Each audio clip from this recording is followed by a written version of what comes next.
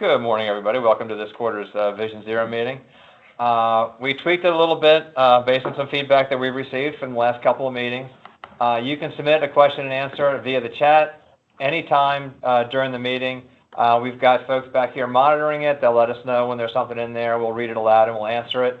If while we're doing the presentations or the reviews, if you would like to provide direct feedback on anything in particular that you see, please raise your hand and you'll be unmuted by the moderator and you can speak directly then and ask your question or provide your comment. After that, we will just go around with introductions. Great. So, Christine Iser, Motor Vehicle Administrator and Governor Moore's Highway Safety Representative. Bruce Gardner, Executive Director of MDTA. Joe McAndrew, Assistant Secretary at Maryland Department of Transportation, sitting in for Acting Secretary Samantha Biddle. Candace Bailey, Safety Data Analyst for the MDA. Mark Wall, Program Manager for Occupant Protection, Distracted Driving in the Highway Safety Office. Cliff Jacobs, Impaired Driving Program Manager, Highway Safety Office. Lily Leon, Deputy Director with Office of Traffic Safety, SHA. I'm substitute for Cedric Wards, the Director. Tim Kearns, Director of Maryland Highway Safety Office and Vision Zero Coordinator. Todd Lang, Baltimore Metropolitan Council. Lily Kapar, Senior Safety Officer, State Highway. Terry Hughes, Deputy Chief Operating Officer, State Highway Administration. Anna Lewandowski, Director of Strategy, MDA. Raymond, Deputy Director, Maryland Highway Safety. Jonathan Rogers, MDOT Secretary's Office, Policy Advisor. Tim Richards, Section Manager for Safety Programs, Maryland Highway Safety Office. Great, very good. And for those online, if you could just type, your affiliation in the chat, that would be great. We won't try to figure out how to go in order for them. So. Very good. Well, thanks, everybody. We appreciate you joining us for our quarterly Vision Zero meeting. As Tim alluded to earlier, we had great, robust conversation last time, and one of the takeaways from there was it would be really helpful to have local jurisdiction input and really talk about some of the intersections where we have state roads, or local developments happening nearby where we're seeing some of these fatal crashes. So that's why we have a little different format today, and appreciate everyone joining us as we have this conversation. Now that's really the goal. How do we develop takeaways that help continue to reduce fatalities and bring us towards this Vision Zero goal that we've established as a state? Good news is we're moving in the right direction. Tim will go through more of those specifics and really productive numbers that we're seeing in terms of reduction in fatalities, much a greater number reduction-wise than either other jurisdictions or the national numbers that are being reported out there. So that is always good news, but obviously we have to continue to move forward and make sure that we are innovating and continuing to really look at how we can do things better. So really appreciate everybody's engagement, and I will turn it over. First, Will Pines just walked in for everybody on the phone. So apologize, I had the new employee orientation this morning, which was good. Lots of good new folks there. Greetings. We just introduced ourselves, and I did intro, so perfect timing. So I'm Will Pines, State Highway Administrator. Great, thank you. So I'll turn it over to Tim, and he'll get into some of the specifics on those reduction in fatalities that we're seeing. Just a couple of numbers. As of this morning, unfortunately, there have been 359 fatalities so far year to date in Maryland. The good news, if there is any good news when we talk about fatalities, is that is 82 fewer than we had at this date last year, which is about 18% below where we were last year. And as Christy said, we are ahead a little bit of our neighbors in the region, and even the national numbers aren't quite as low as 18%. The other piece of good news from that is that previously our pedestrian fatalities have averaged about 25 to 27% of the total fatalities. So far this year, they're about 19%. So the percentage of pedestrians are down, the total number of fatalities are down. So we are starting to head in the right direction. So we hope that a lot of the projects we have underway will keep us heading in that direction. To that end, the Strategic Highway Safety Plan, which will renew itself on January 2026 and run through 2030, is in its final review with State Highway. They're providing a little additional language about the infrastructure emphasis area, and we've had some feedback from Federal Highway to make sure we've got the right language in there. And once that is all set up, It'll go to the executives for approval, and that'll happen over the next couple of months, and we should be ready to send it to Federal Highway for their final approval late November, early December, so we're ready for January 1st. Any questions on the numbers of the SHSP? If not, do you want the power or do you want take click? We've got a couple presentations from our emphasis areas this morning. So we're going to talk about occupant protection and impaired driving. And so we'll start off with Mark Wall, our occupant protection coordinator. Thanks a lot, Tim. As you said, we're going to review the occupant protection program, distracted driving program, and child passenger safety. So on April the 2nd, we were awarded a distracted driving proclamation. The MVA worked with the governor's office to get that to kick off Distracted Driving Awareness Month. So we were happy about that and able to share that news on social media and with our other partners. One of the things you'll see in the presentation today, we have been transitioning our Be the Driver campaign from animated characters to live action characters. So this is the first example of that. This is the new distracted driving video that you'll see in this upcoming fiscal year.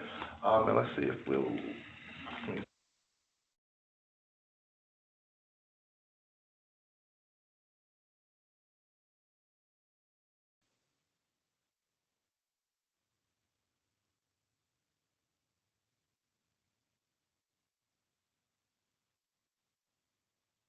Can't hear it.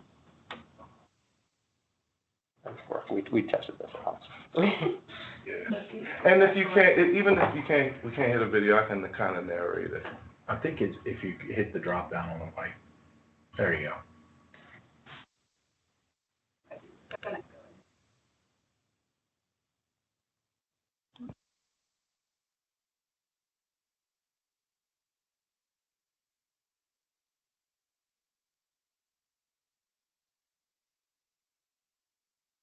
Focus driver. Are you driving or am I? Either way, first things first. Right. All right, everybody out. Leave your distractions behind. Yeah, the game is at 1. I'll make it there on time. Be the focus driver. Good plan. Now we can go. Driving while distracted is dangerous for you, your passengers, and other motorists. Visit zerodeathsmd.gov and be the driver who saves lives. So just like the animated characters and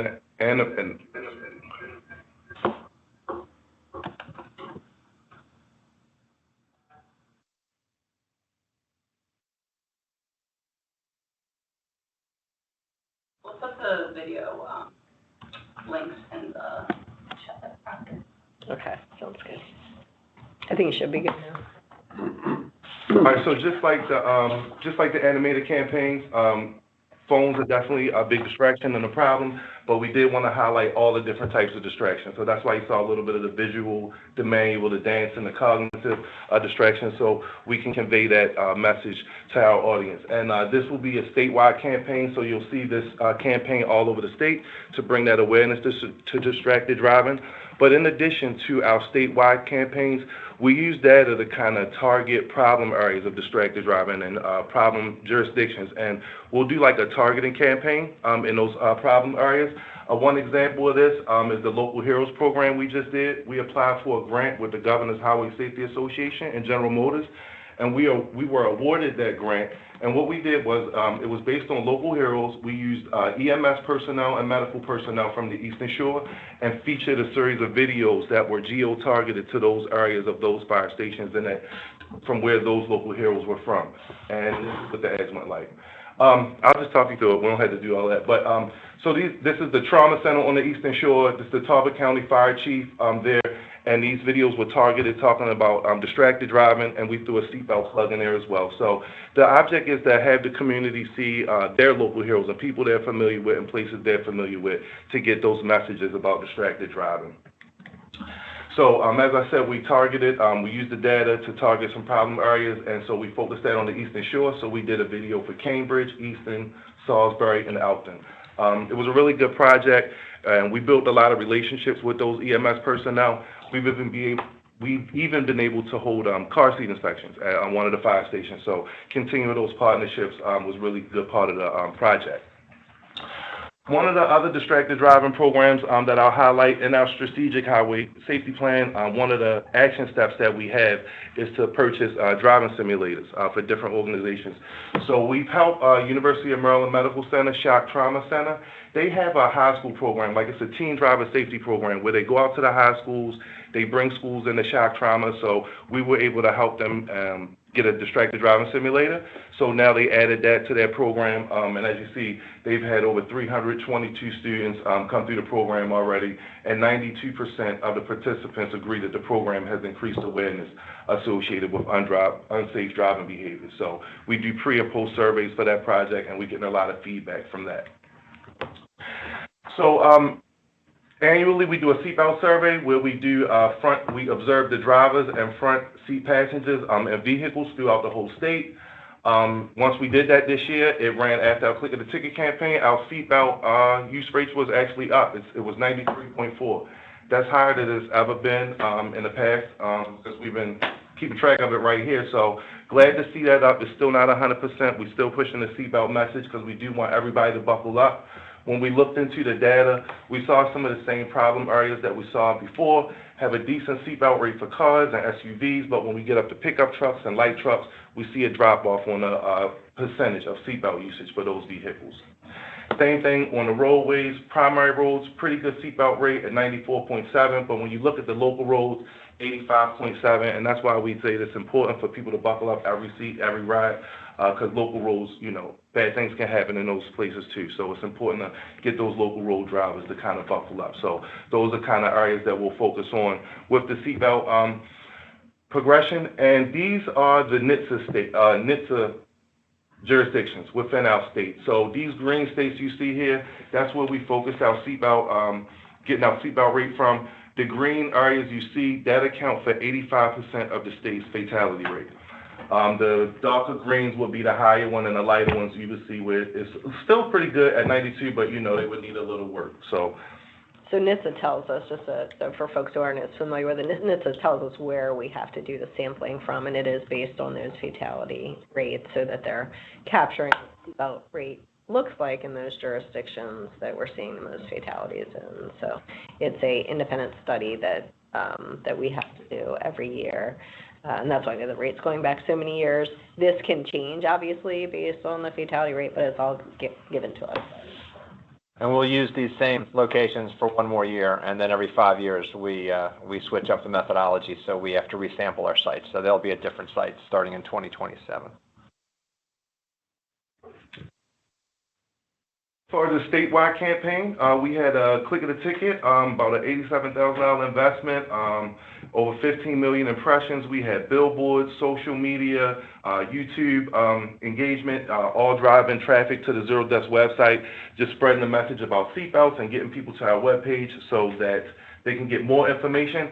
And just like distracted driving, we have switched our animated characters into live action, and we have a new seatbelt. And I promise his face looks a lot better once the video is rolling. But, there's a seatbelt commercial, and you'll see this on multiple platforms, TV, social media, online as well. So, all right. Well, without the sound, you know, he's just saying he's going through the motions of what people use as excuses for not having on a seatbelt with rub my neck. I'm only going down the street, talking about that local roads issue that we have.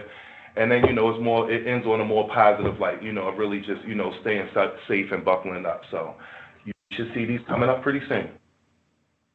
Anna has all the links in the chat. Okay, yeah, the link's in the chat. And they're on our Zero Deaths website. We're getting those uploaded on the things that you can download from our webpage. So really quickly to finish up, talk about child passenger safety.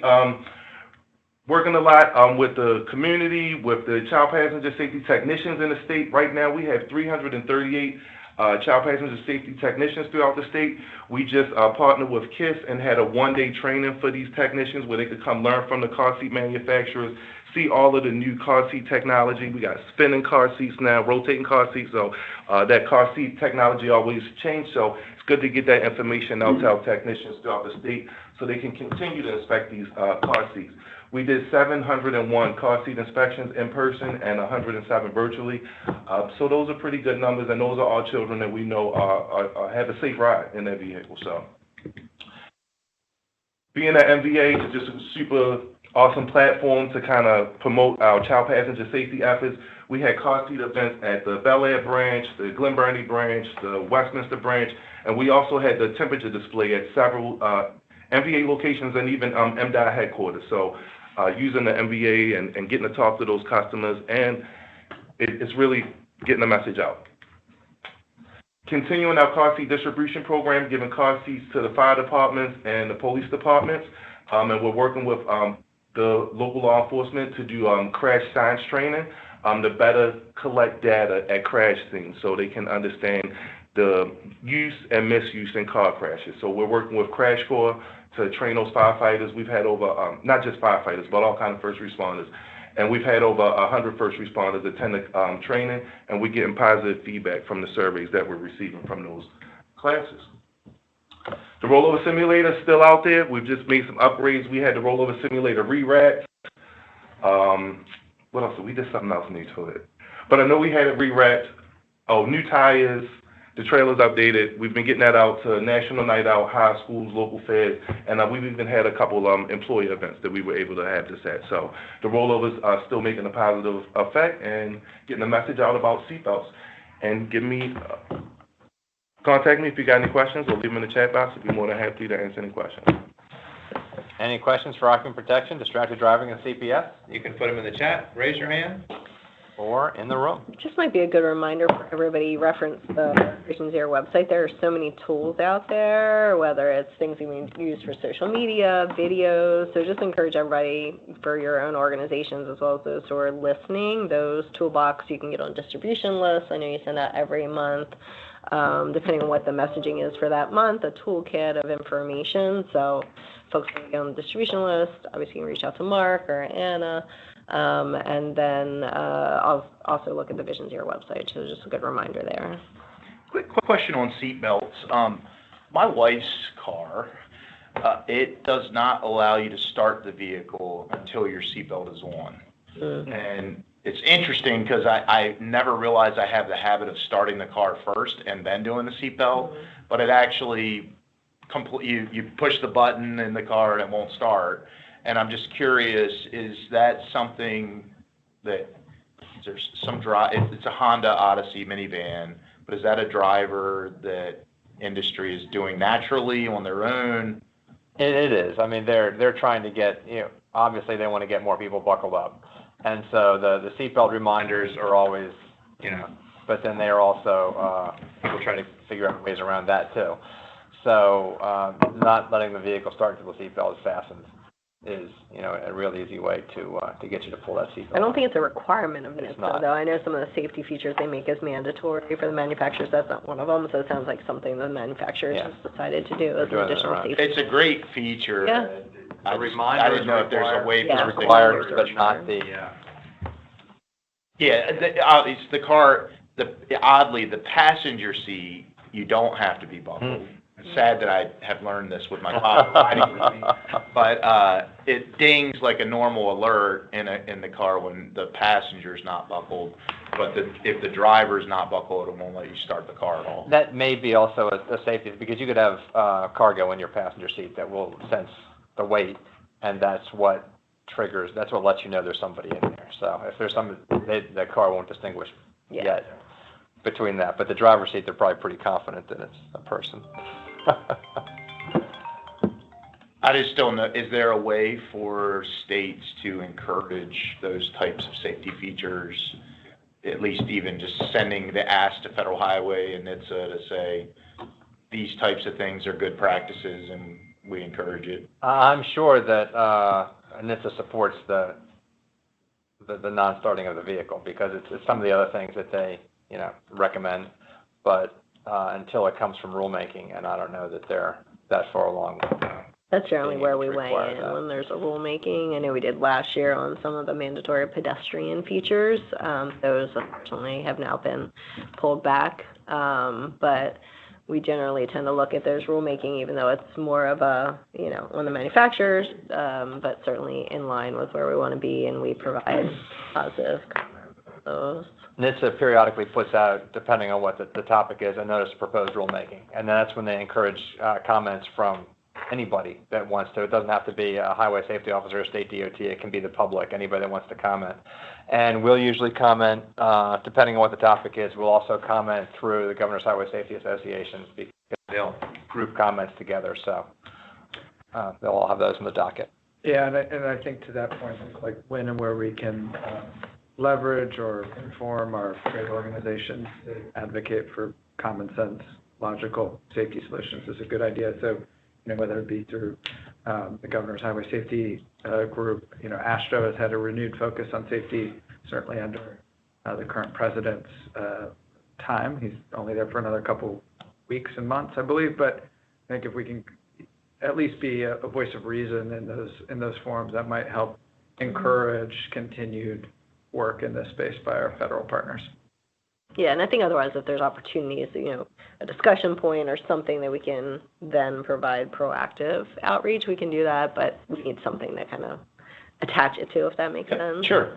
For reference. I personally have experienced it and recognize that you're not going anywhere until you put your seatbelt on. It works. It's a little different, so. Okay. No questions online? We can move on to Cliff. All right, everyone, we're going to go through the impaired driving update. First off, some enforcement highlights. Sticking to script, we continue with enforcement initiatives and high-level activities, focusing on the high-emphasis area holidays, St. Patty's Day, Cinco de Mayo, and of course, 4th of July, where we kicked off our traditional Spider Press event at MSP headquarters. Continuing to work statewide with the Spider team, using data, as Mark said, to do enforcement and focusing on our high-level areas throughout the state of Maryland, primary focus on the Baltimore Beltway as well as the Capital Beltway in the southern part of the state, in particular in Montgomery County.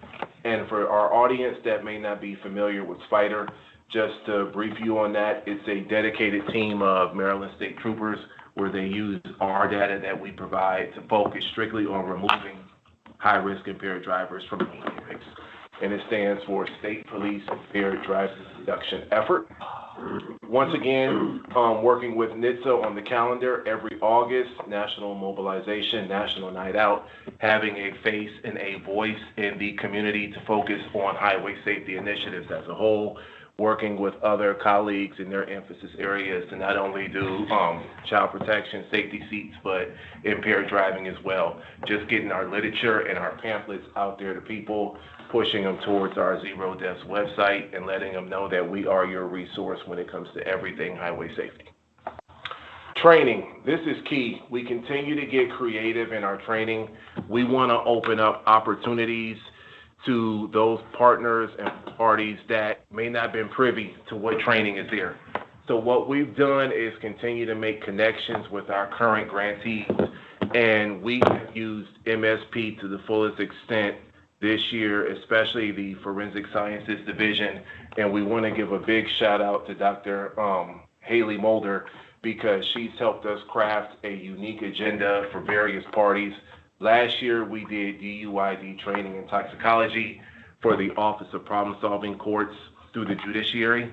This year, we're working with alcohol, tobacco, and other drug programs on college campuses to get them DUID training because talking with Dr. Mulder about this, one of the ways we can get towards Vision Zero, especially as it comes towards impaired driving, is we have to educate all entities that have day-to-day connections with those students that have access to a vehicle. And knowing that polysubstance use goes hand in hand with that, we want to get all these administrators this information so they can recognize not only the signs of impairment besides alcohol, but cannabis, prescription, but the second layer, what happens once this reaches the judicial proceedings? What happens once blood is drawn and this sample makes its way to the MSP lab? What that process is from there all the way up until adjudication. And that training is going to take place next month. We have a date for November 13th where it'll be a full day training. We have the Dean of Students attending, an athletic director, and a dorm advisor who are all going to come and get this valuable training. Our impaired driving assessment recommendation. This is our roadmap. We like to stick with this because it's letting us know what has been done and what we continue and what we need to continue to strive for. First and foremost, I'll highlight the middle. We have completed a dedicated impaired driving strategic plan. Our two big ticket items that we will not rest into their field. I do want to share our traffic safety resource prosecutor position. Hopefully by the end of the month, that should be filled with a prime candidate who is ready to hit the road and run. Just to share it, this is someone who shares our vision on where we want to go forward with this initiative, and they're going to fill great shoes that Dave Daggett has held for so long, but we look for them to take it and run with it and carry out these initiatives. The first one, I will not lay my head down to rest until this is filled by the appropriate judicial candidate who will be that liaison between the Highway Safety Office and the judiciary community. We've worked extensively with the University of Baltimore Center for Advancing Prevention Excellence, as well as under the judicial leadership of the Honorable Robbie Hassel, who is the Region 3 RJOL, Regional Judicial Outreach Liaison. He's even extended his hand and introduced us to the SJOL in Virginia, as well as the District of Columbia, to help us identify the appropriate candidate for this position. Another biggie that it references our impaired driving assessment is ESPERT. It's referred to as the Screening, Brief Intervention, and Referral to Treatment. Overall, this is a brief synopsis that was provided by SAMHSA, the Center for Administration and Substance Abuse. Basically, it falls on the sequential intercept model. What is the earliest point of intervention that you can have with an impaired driver to get this person connected to services so you won't have repeat offenses? So what we did with this is I linked up with Debbie Jennings, Chesapeake Regional Safety Council. Knowing workplace safety is their #1 goal, how can we take this evidence-based model and incorporate it into her current work safety programs? Because we know with a lot of these impaired driving charges, especially those that are in the workplace, is taking place after non-government hours. So what it is it's one of the key steps you can take to identify a problem and then present a solution. So the goal is we want to administer it in a community setting to provide opportunities. That community setting is Chesapeake Regional Safety Council. We're going to run a pilot on Monday, October 20th with Chesapeake Regional Safety Council's workplace program and also the trainers through the Center for Advancing Prevention Excellence. The great part about this, you don't have to be a licensed clinician to administer it. It could be taught on a train-the-trainer level, and you're not going in depth. It's a series of questions that you're asking. You're scoring the individual, and if they meet within a range, that's when you can push it on to an EAP program just to get some dialogue and some conversation talking, because that could be the key step instead of hearing about what could happen the next day if you didn't intervene with this person based on the behaviors that they were demonstrating. Community. I just go. Yeah. The Chesapeake Regional Safety Council. What exactly is that? The website. What's the thing? They do workplace safety, and one of the things Debbie has taken full throttle with over the last few years is the cannabis impairment training, bringing in medical as well as recreational cannabis patients, having them dose in front of officers to recognize the signs of cannabis impairment. But she also does workplace safety programs to talk about impairment, prescription drugs, lack of sleep, things of that nature. So knowing that these workplaces have a pool of employees that may be suffering from substance use disorder and have access to company vehicles as well as personal vehicles. Let the buck stop right here. Let's get everyone in the workplace trained on this TOT model, and it doesn't cost the employer anything because I don't have to bring in a licensed clinician. And it's basic questions that are on SAMHSA's website. Learn how to administer them, have dialogue, share it, and then go from there. They also do some of the mock crashes that we do. The folks who probably have heard the name there. So when we're out in the community doing those, they sponsor all of those. So they've got a network of businesses that they provide resources for, and their focus is on safety. So it's not just driving related to other issues, and that's how some of these kind of merge together. Exactly. Prescription and safety, you know, in certain workplaces, obviously just non-driving related is a significant concern as well. And what we want to do, we want to move slowly on this, but hopefully our goal is to get more of our officers, deputies, and troopers trained in SBIRT as well, because certain states such as Montana or even Nevada are finding that if they can get their officers trained in SBIRT, some of these conversations can take place roadside, where referrals could be made to services and things of that nature. Cliff, I think we should talk about offline MDOT, right? I mean, we've got folks that are in safety-sensitive positions that aren't necessarily drivers. Some of them are, and some of them are not. So let's talk about that, like even our HR resources and some other folks who have regular engagement. I mean, we can be a model, too, for Sounds good.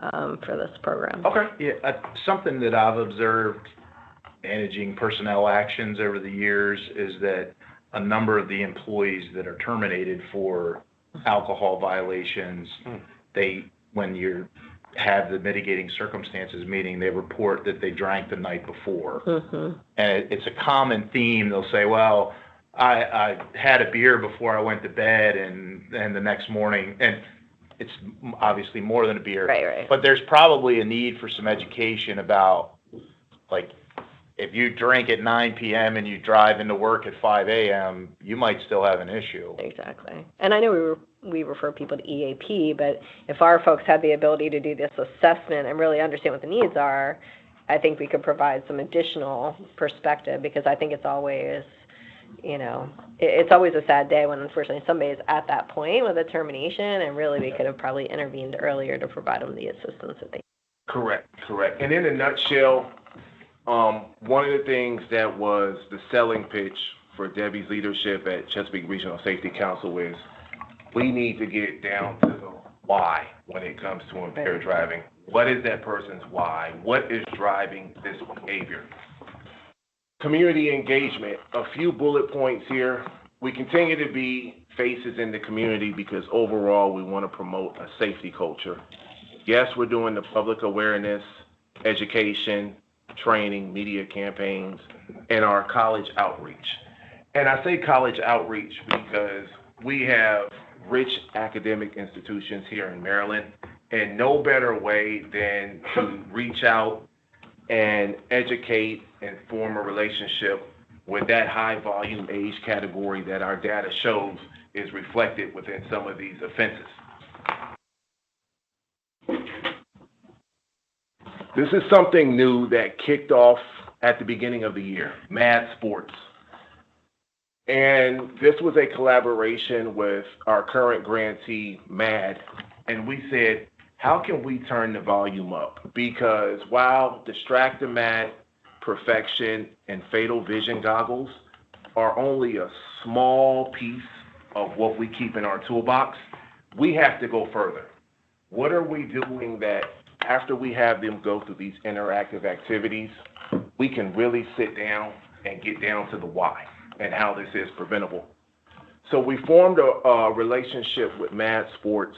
And overall, Mad Sports they're using their influence and their network of sports figures and athletes to overall promote safe choices. Because we know with our Be the Driver campaign, individuals make that choice and that decision to get behind the wheel. We want to do the safe route. What choices can they make? And then advocate for more robust measures against impaired driving. The first thing we did was, knowing we had an inn right down the road at Bowie State, we got in touch with the athletic department.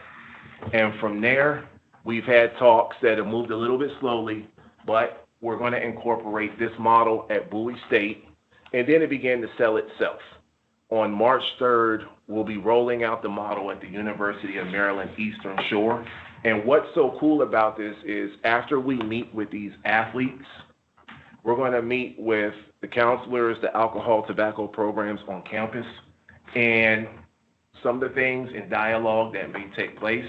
These individuals may be able to go on and get screened and assessed for circumstances that they kept their mouth shut and never spoke up. All these schools, from the data showed us, are commuter schools. These students have access to vehicles. So let's stop it right now before they get behind the wheel. Morgan State, they're on our map as well. We've had communication with Morgan State. And Goucher, this is very cool. Mark and I did a combined EAT on September 29th. And when we shared the Mad Sports Initiative, Janet Bayhood got on the text and said, hey, I got a connection for you at Goucher. Within 72 hours, we were having communication with the athletic department. The athletic director is on board. So we presented that menu of services to Goucher. What's cool about this is the word is even trickling. I just had an email the other day from a judge in Athens, Georgia, who wants to create the same program with the University of Georgia, and a judge in Texas who wants to create it with UTEP. So when you do the right things, people hear, and copying is always good at this point. Be the driver. Last month, we had the opportunity to spend several days in Timonium filming our Be the Driver Live campaign. Those should be out to the public later in this fiscal year. Very unique opportunity. We took some of these messages and we were able to bring a family together. And what I saw throughout it and what I hope other Marylanders see throughout it is it's about accountability. When you have the opportunity to say something and stop a person from doing something that is totally preventable, you got to stand up and speak. So I look forward to this going live and actually seeing what it would look like within a family environment. Because overall, family is the one that suffers when these crashes do take place. Legislation.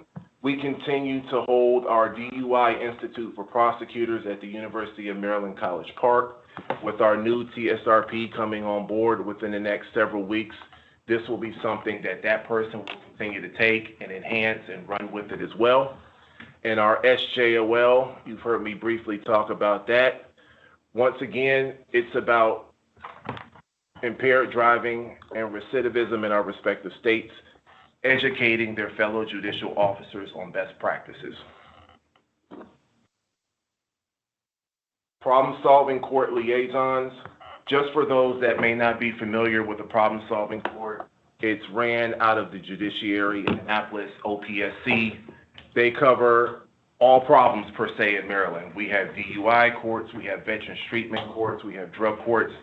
These are therapeutic programs for individuals who rank as high risk, high need, meaning not to say they're the most dangerous, but their criminal histories have shown that they have not had success on standard probation. So they've been referred, screened, and assessed into high intense programs where they're monitored by the judge on a weekly or bi-weekly basis.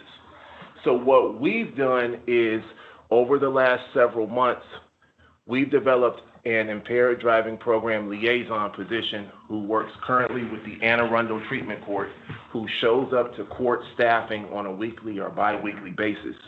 And here's what's unique about this position.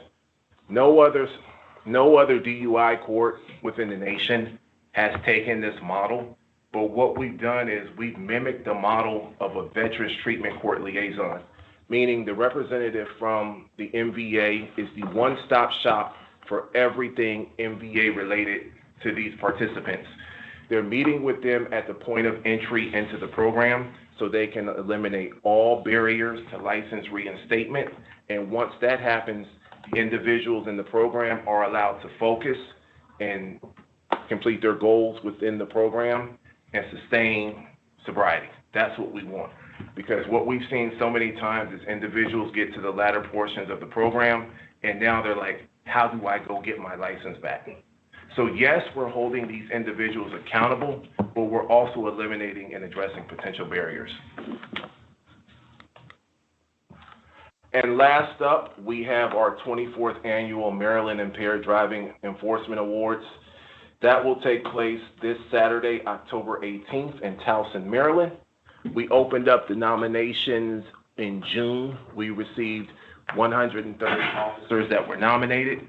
Good numbers. We have 75 that will be in attendance that confirm their RSVPs. At this ceremony, we will award the DRE of the Year, our prestigious Noah Liotta Award winner, and we'll recognize our ACE winners. These are law enforcement officers through calendar year 2024 that have made 100 or more impaired driving arrests on our roadways. Questions? One question on the policing award. When I was at the authority, my observation was that the police officers really wanted that, and they pursued it hard, and it was a thing of notoriety when they would win it. And I just don't know the history of how that award was picked. I'm all for that, but there's a lot of other enforcement areas like seatbelts that aren't as attractive to go after. And I don't know, is there something we can do to encourage safety enforcement in those other areas, maybe through an award or something like that? I don't know where that DUI award, how that ever started, but it is, again, I went to all the award ceremonies, and that was probably, more than an employee of the year, it was, the most desired thing to get. Yeah, when you're at that and the colleagues hear the numbers of some of those DUI arrests, it's you can feel it in the room. Yes. So having a little historical knowledge, we started this, we had something that was, at one point it was called the Chiefs Challenge, and it was almost entirely, well no, it was entirely seatbelts. And so it ran for about, I believe, the month of May, while Click It or Ticket was going on. A lot of states do a law enforcement challenge, not specifically seatbelts. So we did incorporate other types of enforcement. I think we did distracted, speed, impaired, and belts. So it kind of all went together into this big award. It was to a department, not necessarily to an individual officer, which is why we have the DUI awards. They're obviously much more complicated stuff. They have the court, they have everything else that's going on. So we did formerly used to have something that was belt specific. That was obviously back in a different environment. So I mean, we have not had specific award for other types of enforcement for a long time, but DUI, especially given the nature of it, that kind of has gotten its own treatment, for lack of a better word. So yeah, I just threw seatbelts as one example. You could pick texting and driving, or many other areas that I think to Tim's point, the difference with impaired is the commitment, not only with the stop, but going to court. The paperwork is much more intensive. The follow-up with the BAC, right? It's not a one and done stop in the same way that, frankly, most others are. Not that I'm discounting the importance of those. We do other programs that recognize law enforcement.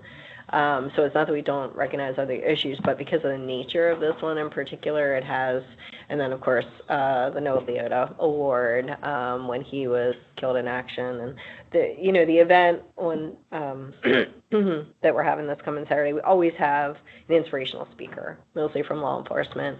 What we see is that in agencies like MDTA, who has a history of having leadership that cares about the safety issues, you have a large number.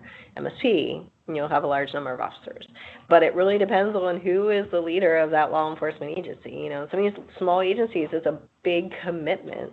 Again, not just for that stop, but for the continuing follow-through to see that through. So, yeah, it's one of those things that I think MHSO has felt like we need to highlight because of that investment and showing that it is valued and important. And I agree, like, their families come to this event. It's always well attended.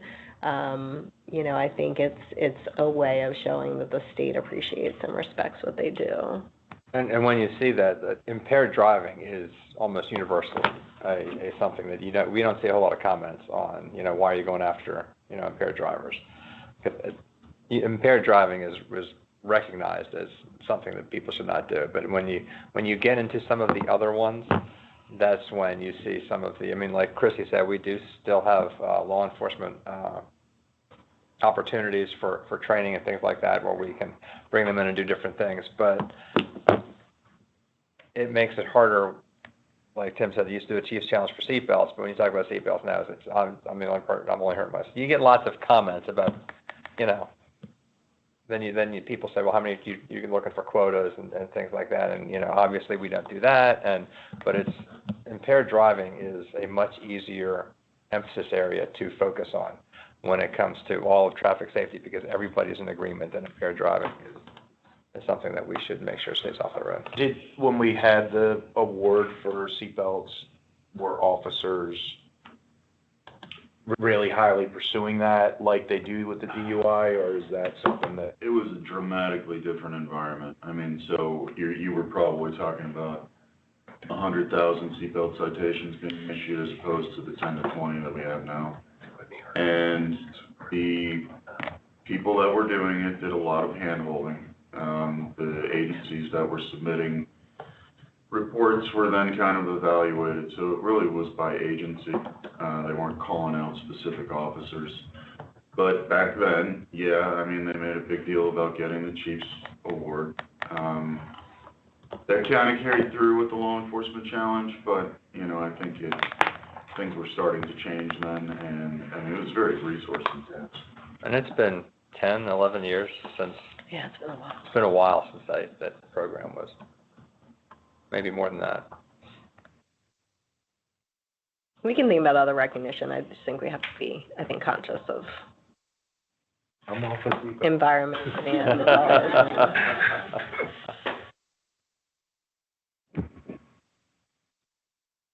Because they have other opportunities when we're talking about child safety seats and we're talking about seatbelts.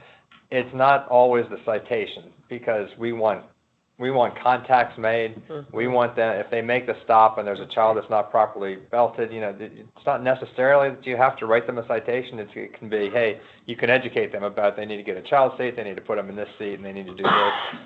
There's some programs where, you can get the citation dismissed if they show that they purchased a child seat or whatever.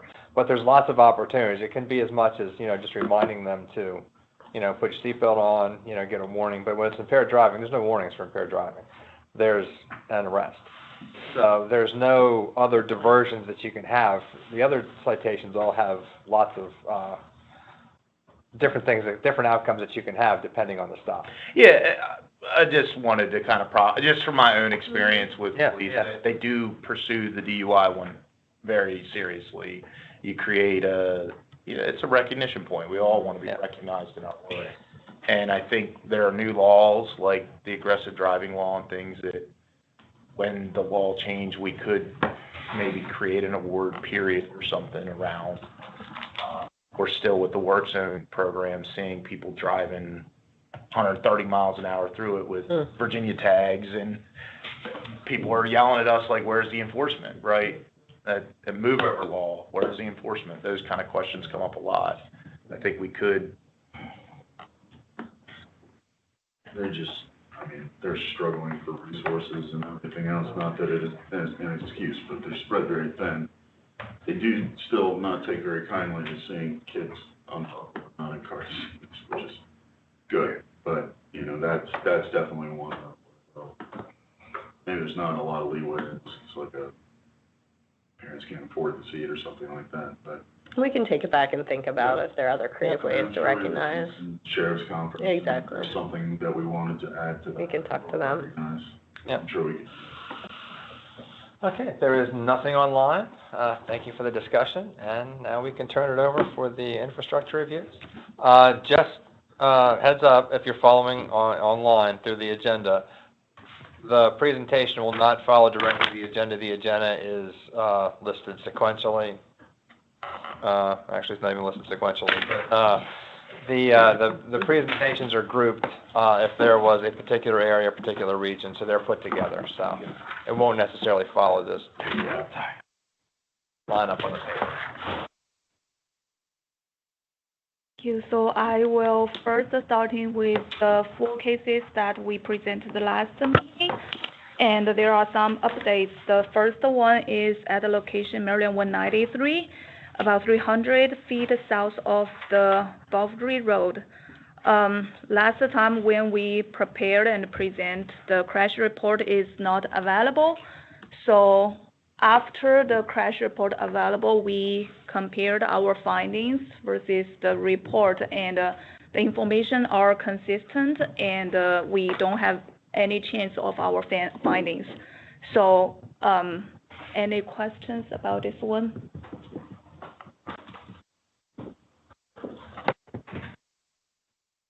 So do we need to vote? We'll do them all at the end. We'll vote these 4 together. Yeah. Oh, okay. So then the second one is along the Maryland 3 business, about 600 feet south of the Hospital Drive. So this one, we identified that there may be potential opportunity to create the pedestrian facility connectivity in this area. So our Office of Planning and Preliminary Engineering, they are managing the PSAP program and identify this corridor as one of the area of needs. So we have this project right now. It's in a very early planning phase, and the design team is aware of the fatal crash at this location, and we're looking into any opportunity to install more pedestrian facility around the corridor. The third one is Maryland 198 at Whiskey Button Road. So this crash was related to a right-turning vehicle hit a pedestrian. So last time we were talking about whether we install no turn on red signs can mitigate the situation. So right now the team is conducting some study because we would like to check the volume, the right-turn volume, do some field observations, and prepare the report, then the memorandum of action to restrict the turning on the red light need to be submitted and approved. So all of those activities are ongoing. The last one is the Maryland 214 at Carmen Grove Road. So for this one, right now we are looking at the opportunity to add the sidewalk so it can connect the intersection to the nearby bus stops. Any questions for this? Alon, any questions about any of these updates? Not any questions. I would say, I mean, all the updates look good to me. I would just say, like, ones where they're still evaluating, if we could come back once that evaluation is complete, seems to make sense just to close that loop. Yeah, I think it's a good discussion. We've been talking internally about the process, how to think about the improvement recommendations from these fatal infrastructure review meetings and ultimately the visions of the group. Mm-hmm. So, all state highway, like all of the modes, we have limited funding and resources to do projects. And so most of the recommendations here were to provide long-term connectivity, making connections in certain locations. We have a fund in the System Preservation Program, Fund 79, that's specifically for adding sidewalk connectivity. And that fund has a prioritization process that looks at connectivity to critical spine networks and other areas for multimodal access and connectivity, but also crash history, proactive, predictive crash measures, other features that help them prioritize, because we get a lot of requests for sidewalks statewide, some of them crash related, some of them not. If there's amenities that are nearby, we had one meeting where we talked about Maryland 543 and just new apartments going in and restaurants across the street. So I do want to be clear that a recommendation here may not lead to an immediate project. It will be prioritized with the wider program based on, us looking at crash history at the statewide perspective and not on an individual basis. the way that we're doing a vote, each one implies that like each one will immediately trigger some action by us. But our look there is to say, hey, this is a need, but then we got to put it up against the many needs statewide and prioritize accordingly. So just like here, where this is saying we're going to look at it in the planning process and see what actions we can take, that's an ongoing thing that we do all the time, whether or not there are fatal crashes at a location or not. So just want to be clear about that. I think there's been, especially in the world of quick builds, where we talk about, hey, let's do something tactical and fast that you can do out there. It still has to go through our prioritization to make sure it fits into the wider landscape. We want to do everything all the time, everywhere, but that's not the reality of our position and our funding. With that said, we are trying to maximize providing optimal benefit across the system. We have a tremendous amount of sidewalk and connectivity projects. We've internally, it's in the attainment report, we published a goal of doing a minimum of 5 miles of sidewalk improvements every year. And last year we beat that. I think we almost hit 10 miles, if I'm not mistaken. So we're pushing ourselves to expand the sidewalk network, but it is important to recognize not every project is equal. Some have a lot of utility impacts and right-of-way needs and things that make them take a long time and have a lot of expense. And so those types of things have to be considered when we look at them. Echo what Will just said. Also acknowledge his team's continued growth, right? To do more fast, and expedite the process when and where able. I think we as a department have a constrained budget. We're very fortunate to have a budget that is stable at this juncture. It hasn't always been the case over the last couple of years. We are doing what we can within that capital budget to allocate towards these types of investments that are needed. And there's been a sizable infusion of funds into the funds that are referenced here. I think we'd love to do more. I think the challenge is just there's that trade-off of my capital programming team reminds me all funds are spoken for, so you have a trade-off decision anytime you're moving money. But that said, like, we are as a department serious about safety and wanting to do what we can when we can. So I think, yes, we need to be somewhat conservative, but also I think we all collectively want to try to do better at these sites, but also across the state and others as well. So I think, there's a push-pull. We're looking at, so in certain areas where maybe we don't have that connectivity, maybe speed reductions is the appropriate measure. There's a lot of tools in the toolbox to look at, and we're working on policy front on those types of areas. I was encouraged to hear the pedestrian fatality numbers statewide are down compared to last year. We've done a lot. In the last 2 years, we've upgraded 2,000 nearly 2,000 crosswalks statewide. So I'm hopeful that, there's some correlation. The work that we're putting in is making a difference. And just to reiterate what you mentioned earlier, the votes that we take as part of Vision Zero is just to accept the findings of the review. And those findings may be, we'll look at it further. Right. I was just suggesting that, just to be clear, what I was suggesting was that we circle back. So, a lot of these are not going to be resolved between the meetings in terms of, that evaluation. And I'm sure if a fatality happens at that location, that is part of the criteria that you use to prioritize. I have no doubt that that is part of your analysis. I was just suggesting on ones that we're going to look at, you're going to look at, it makes sense just to circle back and say, where it fell, or if it, at the end of the day, because of prioritization, we couldn't do anything. That way we're tracking some of these, because the reality is if we just save for everything, we're going to go back and see, then, what is the usefulness of this process? So I just want, it's more of, agree, we should vote to approve it, and obviously your folks have to figure out with the resources you have what you can do based on where the need is. But just the circle back, I think, would be helpful so that we're doing our due diligence here. What type of frequency would you be looking for that? Like every 6 months we're checking in if it's funded, because between quarterly meetings it might not. made a decision on any.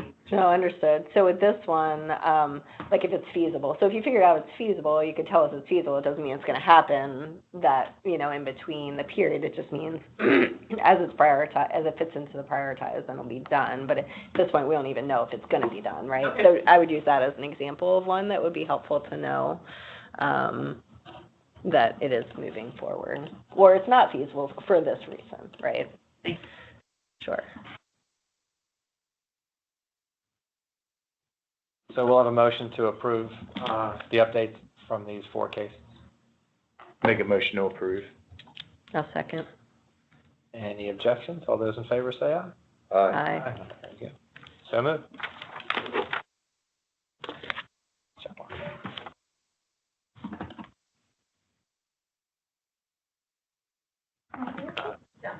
Down button. She's hitting the down button. There we go. Oh, okay. So today we will go through the 15 cases and based on the different type. So 14 are the pedestrian related while the one is bicycle related. Looking at the contact zone, the majority of them are occurred in the suburban area, Zone C, Zone D, the activity center, traditional town center, while only 2 cases are in the other zone area. So for time of day, the majority of the cases are happening during the period of the darkness, which means it's happened after 7 p.m. or before 7 a.m. So only 2 cases are in the midday, 3 p.m. Then based on the intersection versus the mid-block, 4 occurred at the intersection and the rest are along the roadway segment. So the first location is the US 40 alternate, about 120 feet west of the old Camp Road. So this happened at the darkness period, and when the vehicle is traveling westbound, and while the pedestrian is also working on the travel portion of the roadway, then the vehicle hit the pedestrian. So based on our findings, we don't think the infrastructure is a contributing factor for this crash. We review at the surrounding traffic control device. There are no mid-block cross or the intersection crosswalk nearby. And there are some existing cross around the area. So we do notice that there will be a developer job in this area to install some pedestrian facility at this intersection. And we will keep monitoring the situation. And at the time we conduct this review, the full crash report is not available. Any questions? I can go back to the slides to show the crash location. Was the pedestrian trying to get to the center there, or was it outside the vehicle? Do we have any idea? We don't know where the pedestrian trying to go. Okay. So there was no vehicle in the area or anything like that they had left. Just put a note on this one too to come back after you have the full crash report. Okay. So that's we're starting to add a lot of work here. I want to make sure I don't want to say that we have to close everything, but we still, to my knowledge, have a backlog of these FIRs that we haven't cleared yet from history. So I want to make sure we're doing what we're supposed to do. I think part of the reason we're picking these is like the timeline to do the reporting. But if the crash report's not available, should we? I would wait until you have the crash report, because I do think that provides a fuller picture of what's happening, even if it's not chronology based, because I know depending on the crash, it could take longer, depending on the jurisdiction, they have different, procedures and approval processes. In my opinion, the crash report provides a fuller picture of what's actually happening. So this is a year ago. There's going to be a crash report. Did you follow up with it? I mean, there might not have been one when you did the review, but is there one available now? We can check the system. Did you reach out to the agency?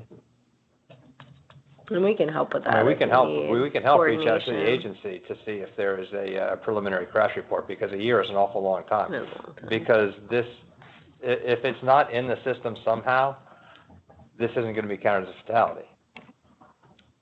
Somewhere it's in the system. Mm-hmm. It is at least open. It might not be approved yet, but we can find out if it's not approved yet. Right. But And there should be a reason somewhere it why should be it's at least not. open, because that was our whole push with what we tried to propose last year, is that all crashes get opened in the system. Mm-hmm. So it might not be approved, but it should be, it should be at least open, but that's something we can check. Yeah, so I mean, I think I'm hearing you that we should try to go to extreme measures to make sure we get a report as close to this meeting as we can to confirm the findings. If we're not able to do that, and even, we'll collaborate with you, Tim, on that,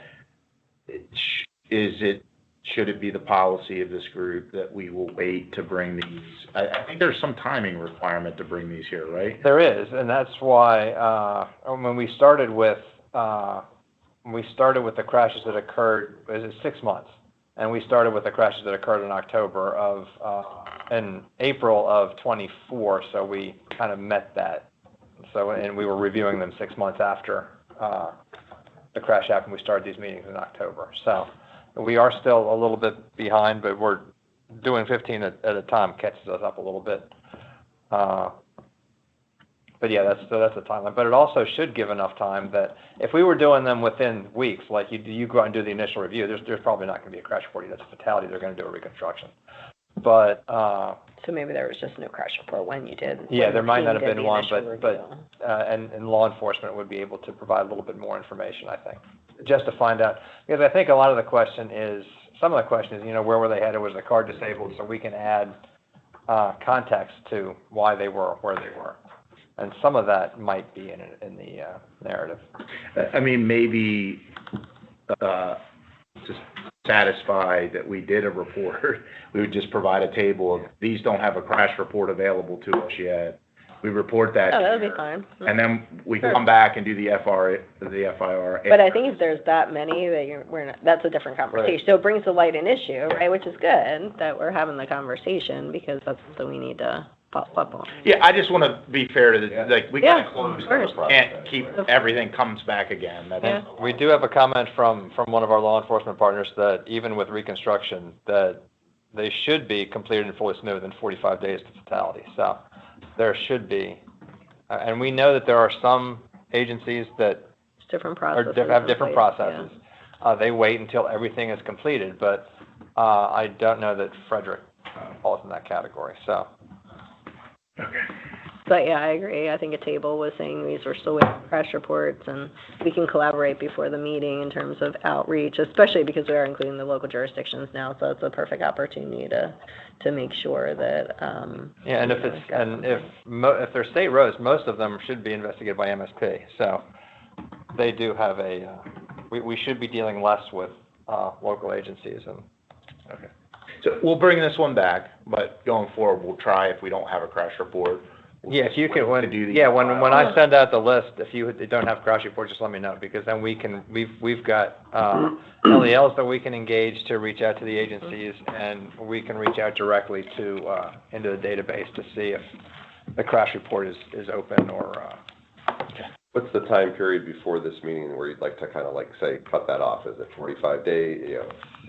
We have a pre-meeting. It's usually 2 to 3 weeks ahead of time, just to go through them and make sure that the responses make sense to me and to Terry. So I don't know. What do you think, Lily, on that question? Yeah, next time we can list if there are any crash report not available. We will try to communicate in advance, and hopefully when we present on the meeting, it's available.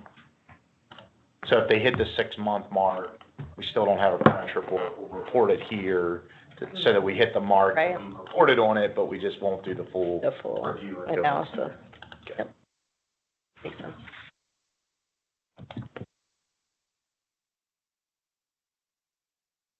Okay, so the next location is at the US 301 at Heritage Green Parkway. This is at a signalized intersection. And it's also happened at the darkness period. So based on the report, when there was a pedestrian crossing this intersection, the person got hit by a vehicle traveling the southbound. Based on our FIR, we don't think the roadway characteristics become a contributing factor for this crash. However, we do recommend to install the crosswalk and the signal at these intersections. So there are no signalized crosswalk at this location, and there are no existing sidewalk along the US 301.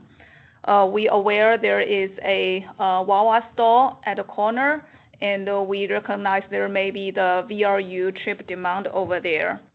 When we look in the others, like the lighting, we do find it is adequate. Any questions?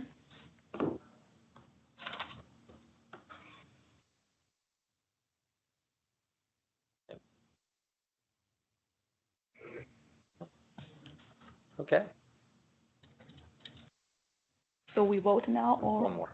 Okay. Oh, I have to go by threes.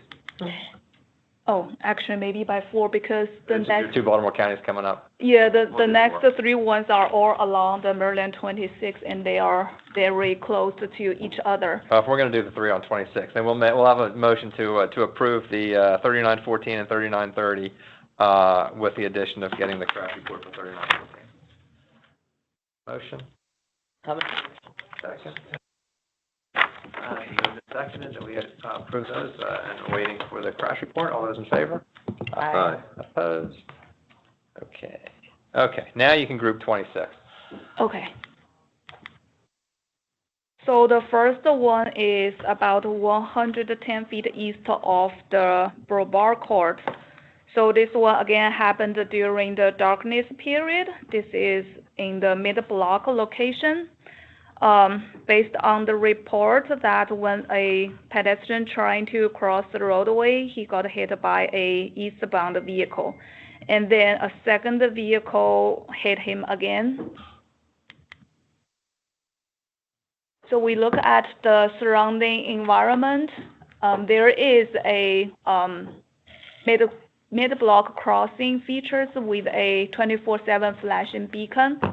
So we noticed that the push button was not there because originally during the design, we noticed that there is a very low usage of the push button in that area.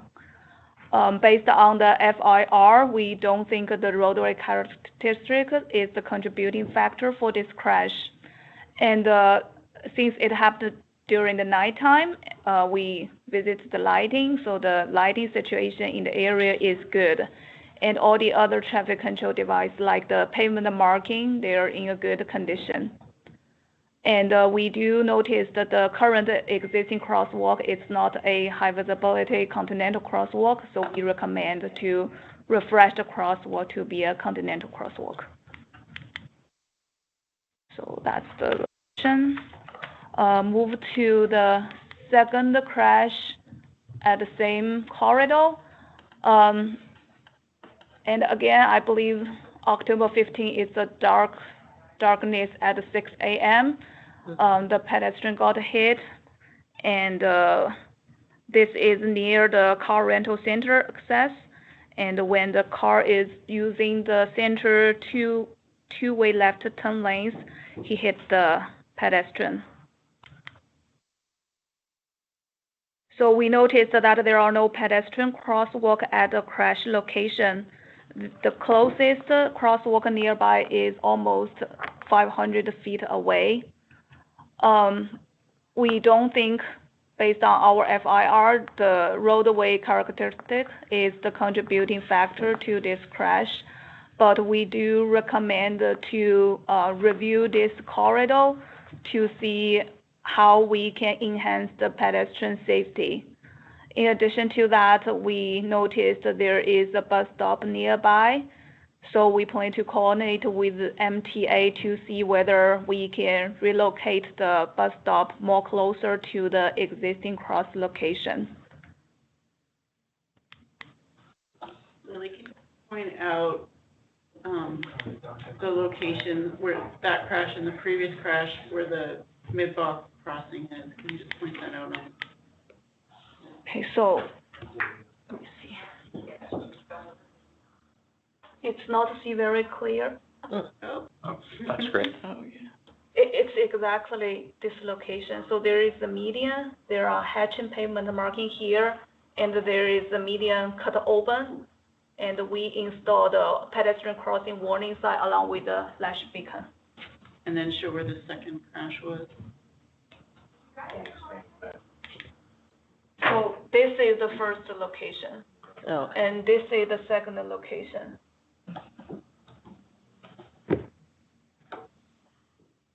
And if I go to the third location, so the other two are this side. And the third location, it is at the intersection. So that's the Maryland 26 at the Essex Road. And again, this is the 11:39 p.m. It's the darkness. We have the good lighting condition here. So for this crash, the pedestrian actually standing at the corner of the intersection, but the pedestrian got stumped and fell into the roadway.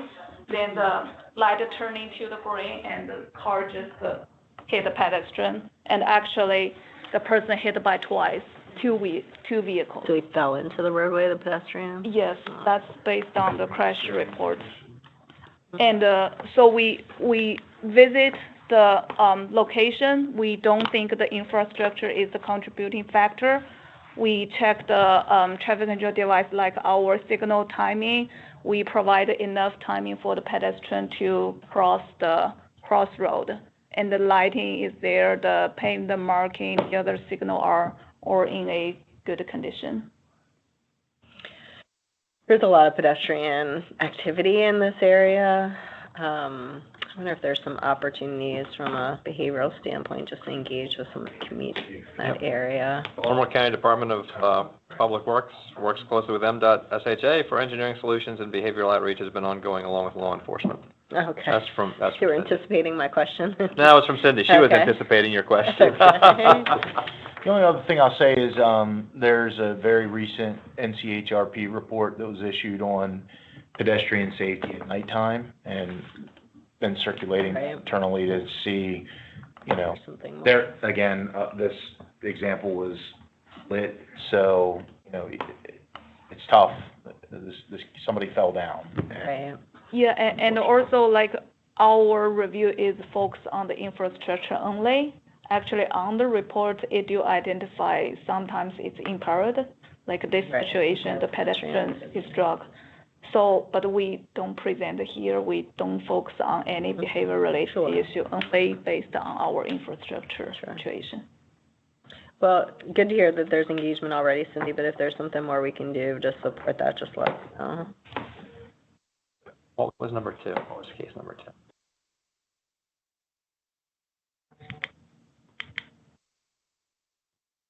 Thank you.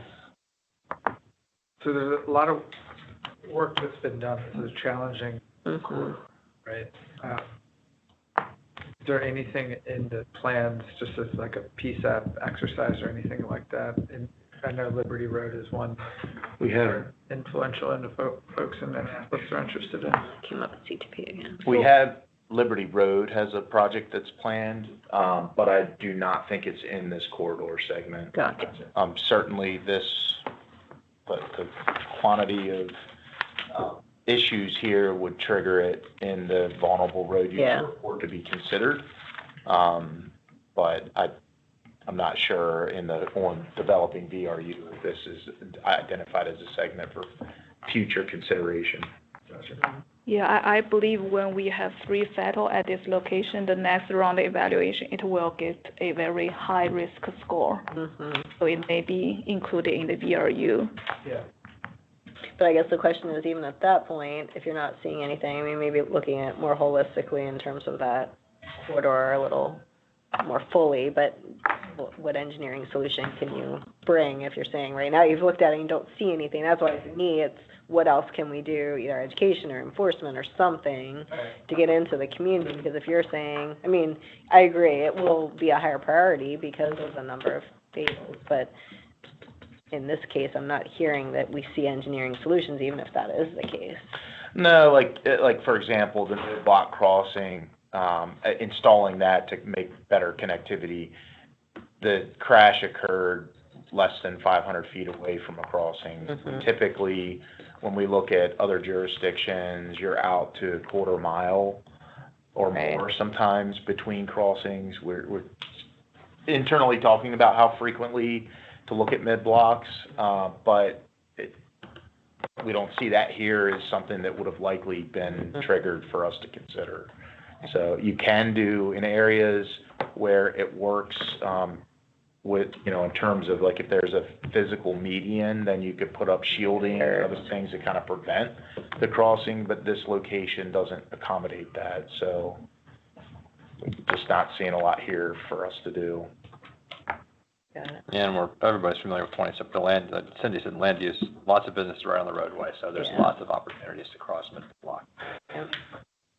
Revolving quarter. Okay, there's one that we can follow up for the bus stop, down the road, which is 3943. But for the other two, a motion to approve the reviews. Make a motion. And a second. Moved and seconded. All those in favor? Aye. Opposed?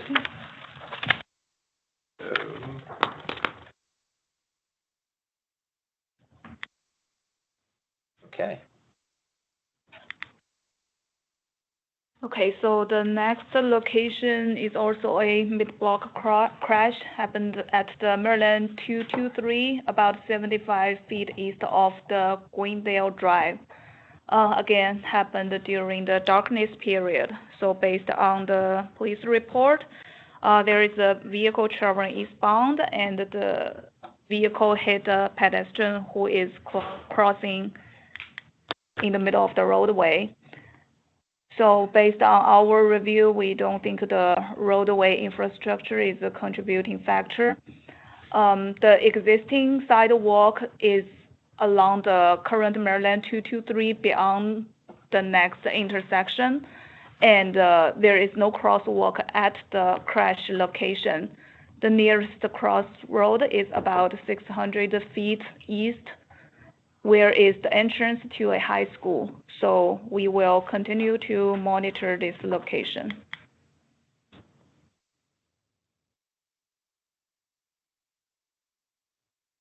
Any questions?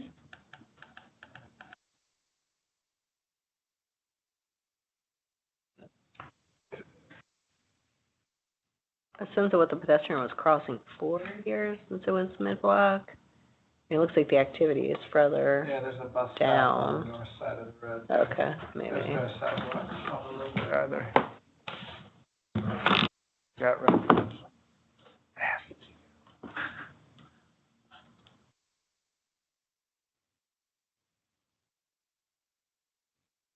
If no questions, I will keep going. So the next one is along the US 13. So this also along the roadway segment happened during the darkness period. And so for this one, the pedestrian, he is working on the US 13 and then got hit by 2 cars. Based on the FIR, we don't think the roadway is a contributing factor, because mainly this part of the US 13, we don't expect to see the pedestrian at this area.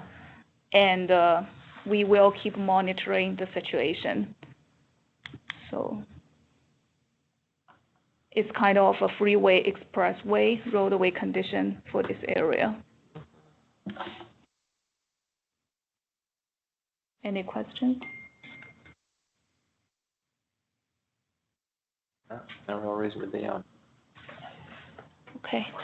Unless there was a disabled vehicle somewhere down the road. Anything think of. Mental health issue with pedestrian in the police report. Yeah. Gotcha. Yeah.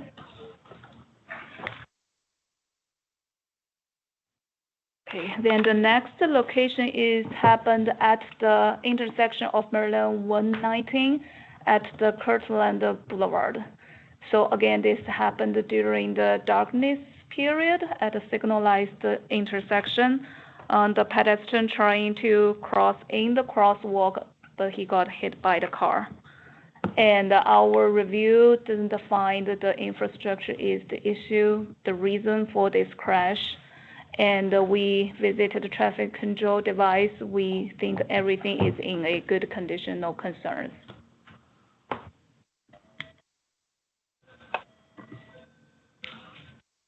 Any questions?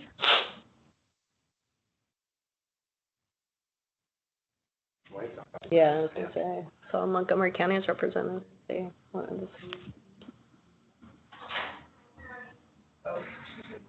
Was signal timing reviewed by MD 119? We haven't do that, but we can go back to double check the timing.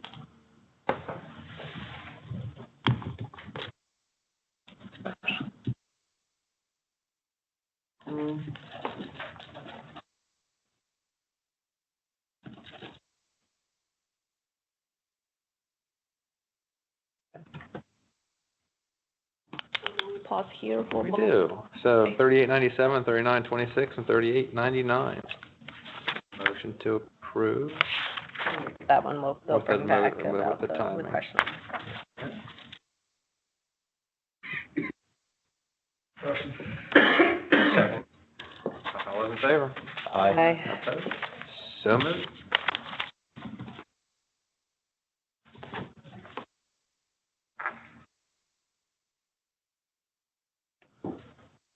Okay, so the next one is happening along the roadway segment. It is along US 340, about half mile east of the Maryland 67. This happened in the darkness period as well. So actually this is a walk zone related crash. So the driver was trying to move over to make room for the construction vehicle, but the walker walked out and the work got hit by the car. So based on our review, we don't think the roadway condition is a contributing factor. So since it is a walk zone related crash, and while the workers is trying to set up the maintenance of the traffic devices and got hit, so SHA take some in-depth review of the protocol, and we decided that to request them to do a safety huddle before they start working on the roadway. So that was one of the work zone recommendations, so. Is it this one in particular, the sub-consultant was starting to set up traffic control. They did not wait for the attenuator trucks to be on site. Attenuator truck was provided by the prime, but they were late getting there or whatever. Fortunate.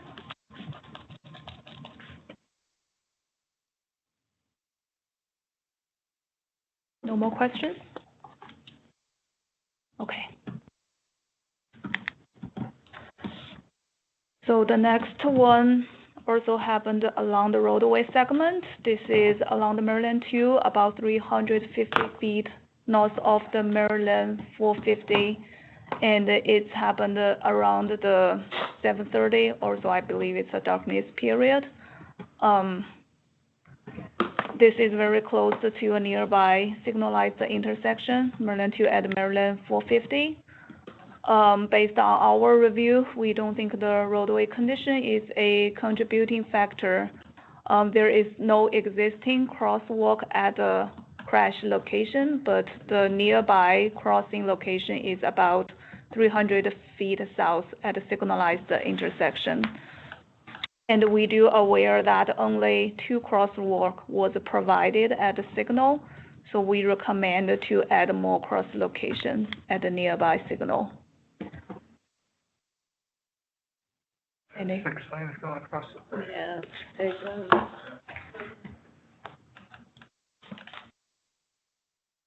Any questions? We'll just follow up with this one about the other two. Okay. So, can you say that one more time? I said we'll just follow up with this one about you recommended there were crosswalks on all 4.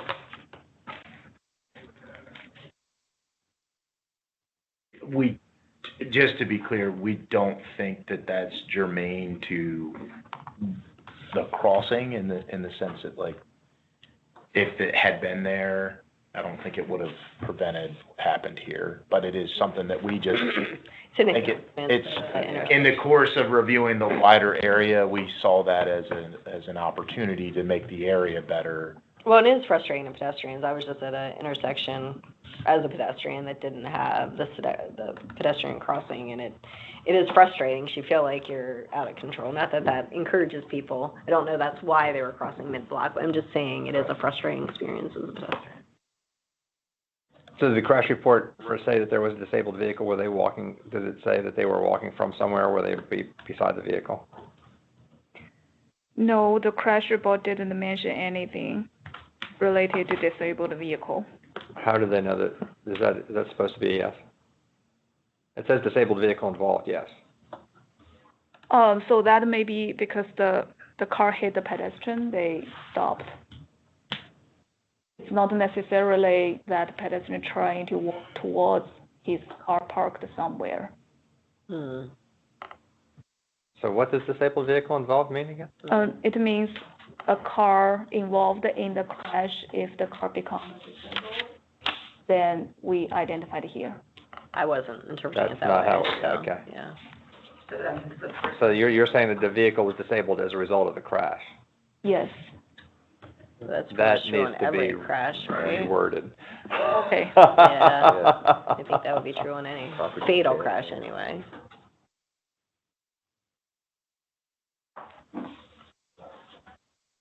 Well, I mean.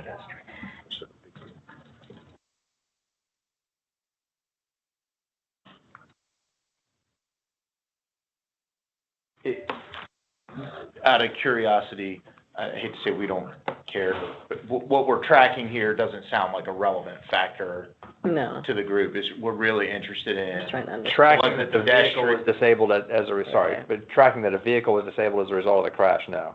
Tracking that the pedestrian was a pedestrian because they had a disabled vehicle 300 feet down the road, yes. Yeah. You understand, Lily? So like we Yes. just flip the definition. So Yeah, because I know. Only be a disabled vehicle if that was the how they became. If they became a pedestrian because their vehicle was disabled. If the vehicle becomes disabled as a result of a crash, no, because that's, I know that code's on, that's a checkbox in the crash report.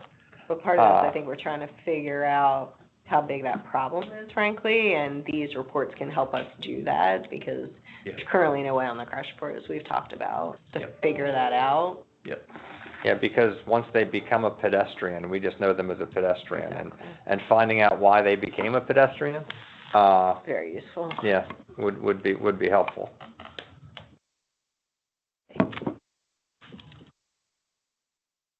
But yeah, I agree. I mean, the work should be done at the intersection, but wasn't the cause of the crash. So yeah, good for you guys to follow, but I don't think we need to track it because it's not relevant to this.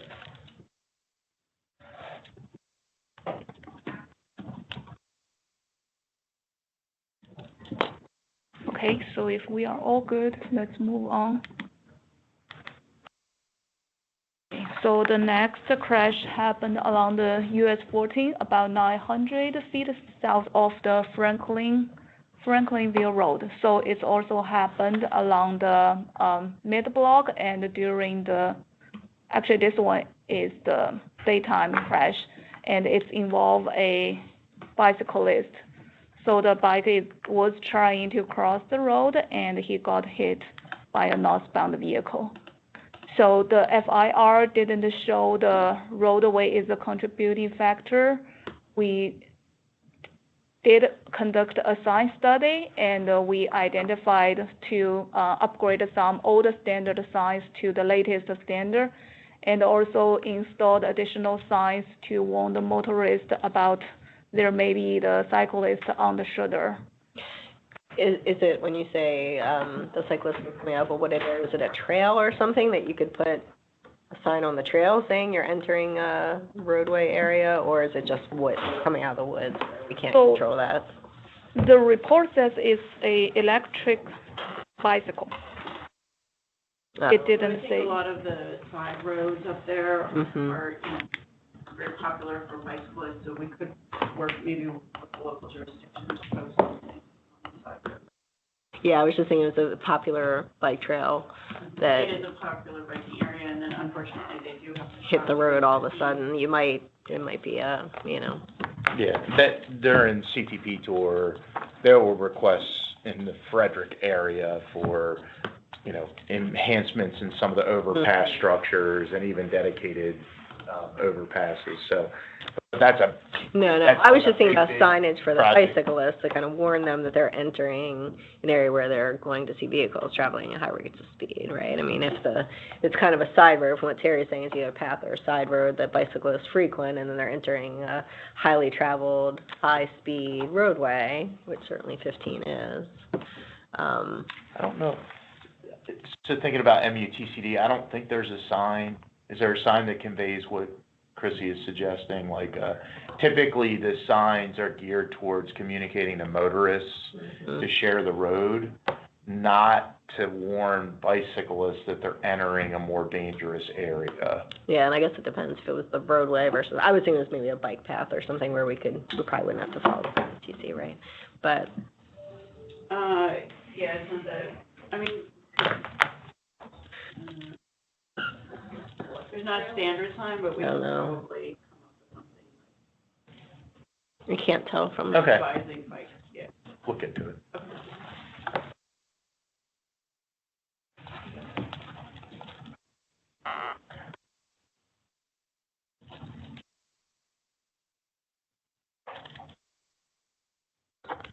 No more question. Let's moving on.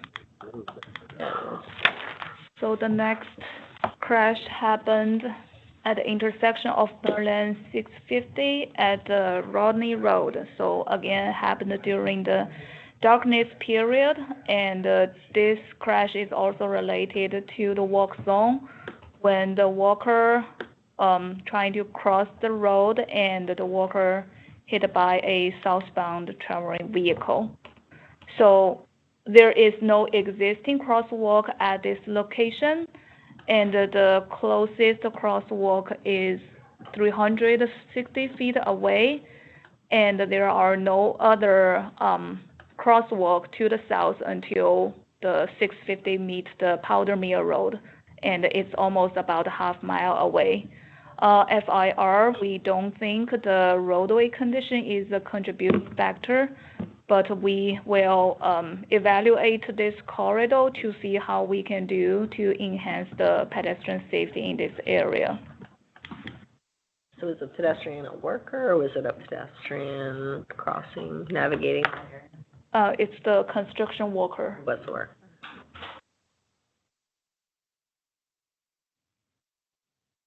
The other one. Similar to the other one?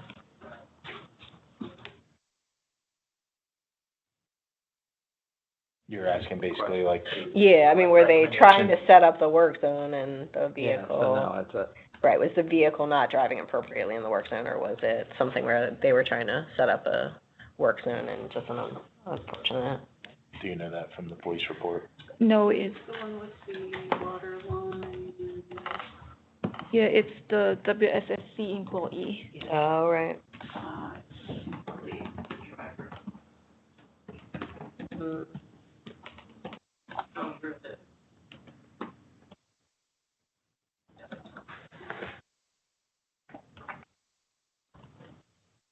Culmination of circumstances, it sounds like.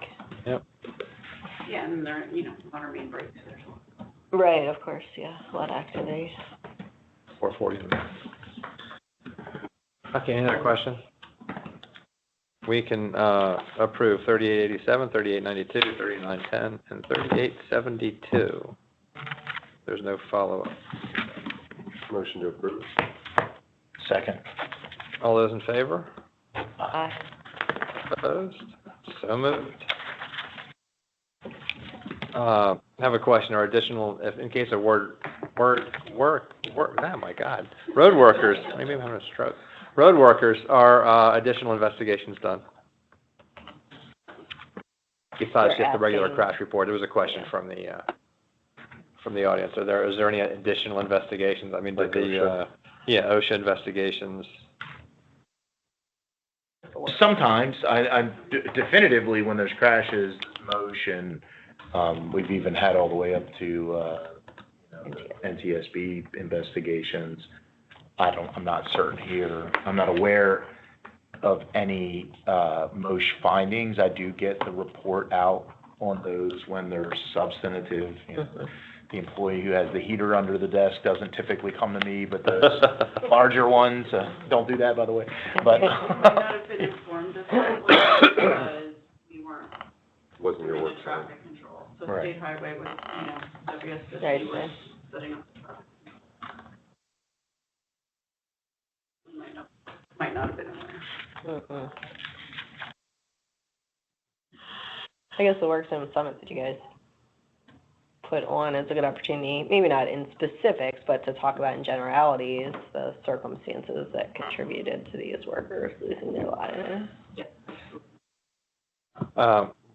We approved those, but just a little more information on both of these. The driver was very intoxicated in the work zone crash. And The WSSC one. yes. And for the bicyclist was operating an electric bicycle and traveled out of the wooded area onto the right shoulder. So they came out of where, again, probably a driver is not expected to see. Yeah, that's what I was thinking. Maybe something for the bicycle community if that's a frequent path. Yeah. But I don't know the specifics of that. Exactly. Right, Yeah.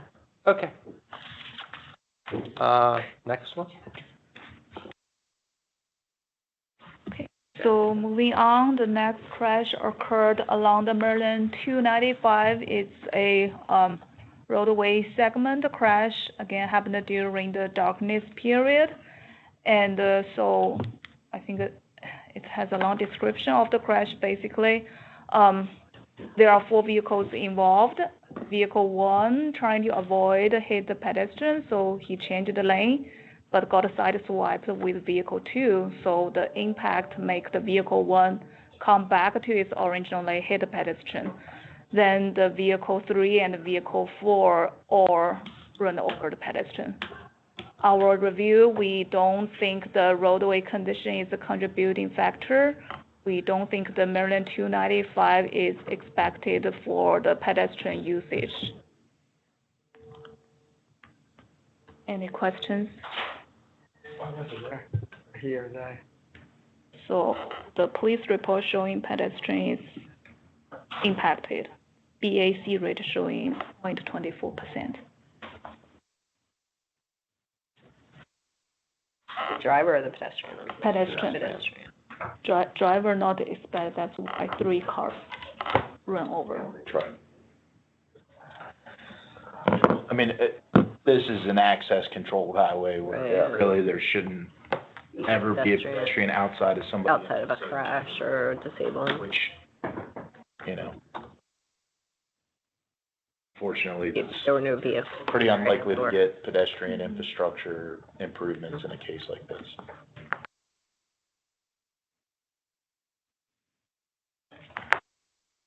Okay. Then I believe it's the second to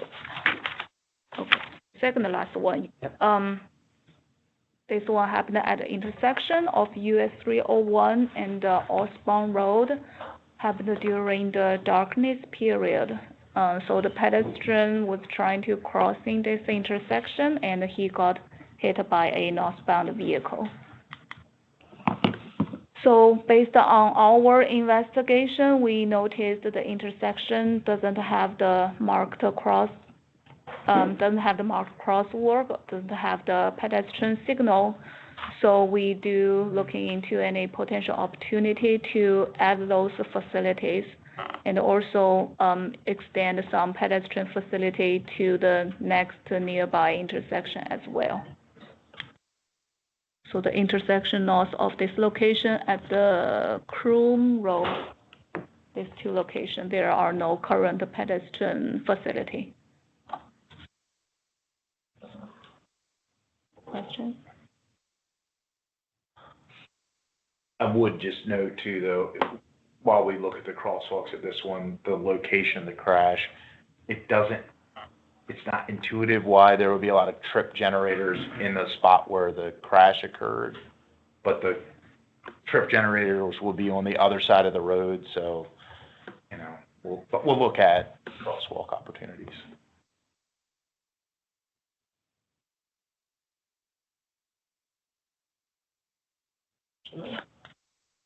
Okay, so then this is the last one. It's along Maryland 194, the mid-block crashing. Again, happened during the darkness period. So the pedestrian was standing in the middle of the roadway and got hit by a southbound traveling vehicle. And the pedestrian was rested in the roadway, and I believe a second car hit him as well. So based on our review, we don't find any roadway condition become a contributing factor. And we noticed that this roadway segment is not a walkable environment. There are no pedestrian facilities. And we will keep monitoring the situation. And if any future enhancement for the pedestrian facility is needed, we will do that. The only thing there is a high school right across the street.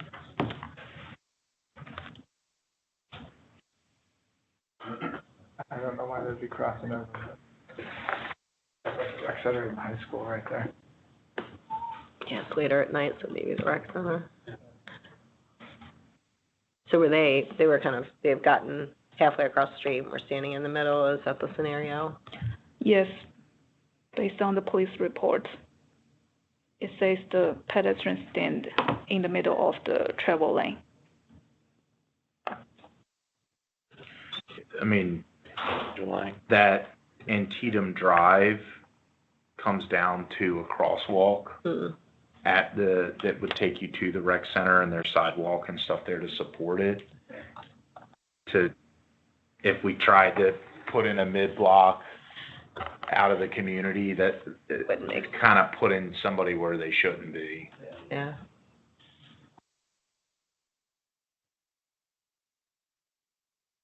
Yeah, people have the right to walk, don't necessarily mistake what I'm saying, but shouldn't be meaning like, there's just no other infrastructure to support it. We'd have to build a whole lot to provide any kind of trip crossing at this location. Yeah, it's working with the community to encourage the usage. Any more questions on 3871? TDOT doesn't even have it.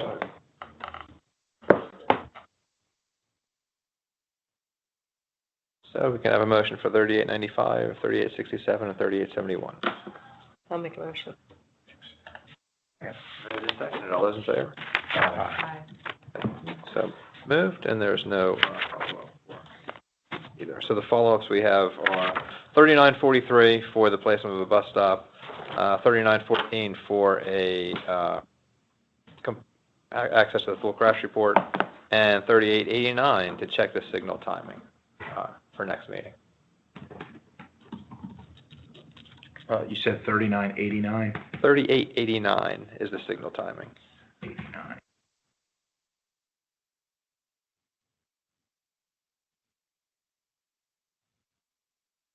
And we have a couple minutes left if there's any questions or comments online.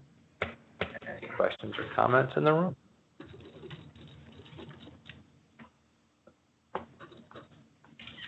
Maybe a question, Tim. The positive news that you gave at the beginning that, this year's numbers are tracking down compared to last year, and last year's numbers were a little down from the prior year.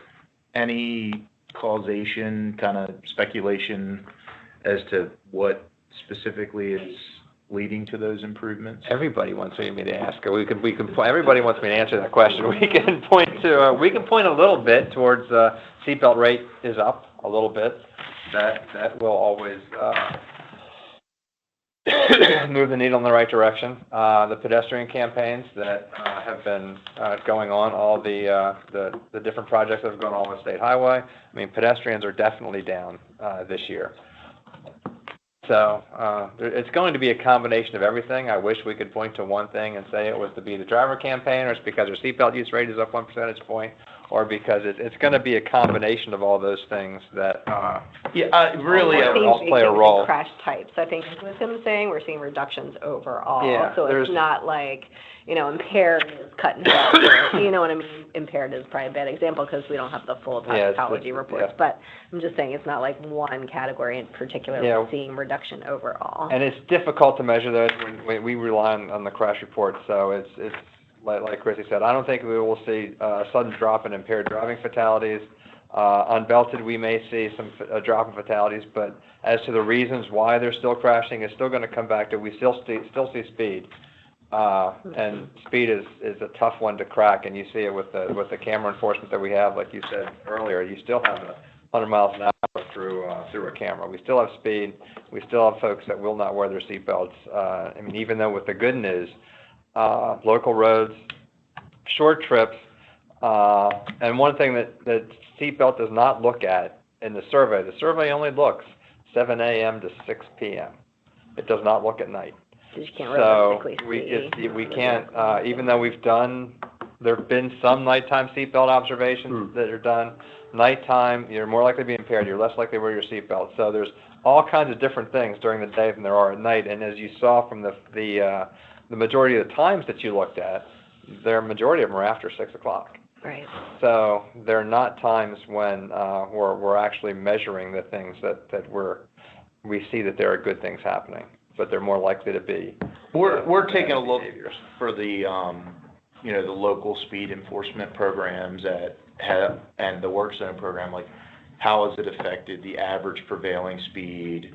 Are we seeing crash reductions, like those kind of things? I was just curious if the residential streets camera enforcement, the school zone camera, if these things are additively improving. It's hard to measure. What we'll want to see is using those cameras to see a reduction in speed, that the average speed going through there is actually going down, so the cameras are slowing them down. Because when you look at crashes and even more fatalities, in the grand scheme of things, those are rare events.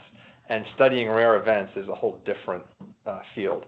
So when you're looking for crash reductions or fatality reductions, it's hard to tie those together. What you want to see is people are driving slower.